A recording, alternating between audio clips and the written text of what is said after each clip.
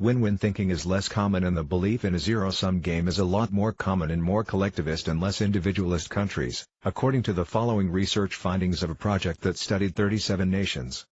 The most notable finding seems to be the negative relation between the belief in a zero-sum game and gross domestic product.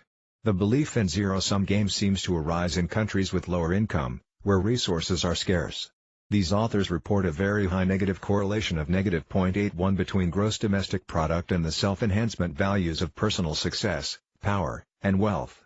Thus, relatively poor societies, for example, in post-communist Europe, are more inclined to make wealth their life priority and to present their social world as an arena for a fierce fight for that wealth.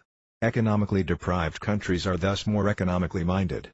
In regards to culture-biased perception of limited resources, the most surprising result was the reversal of the hypothesized relation between the belief in a zero-sum game and individualism. It was collectivism that was found to be a strong predictor of the belief in a zero-sum game.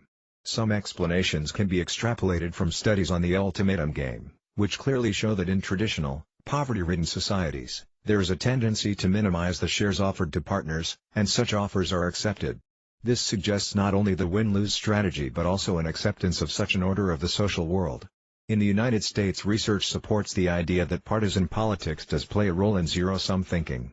Democrats currently hold higher zero-sum beliefs about society than Republicans, but it's an open question whether this is a long-standing phenomenon or just a product of the current times.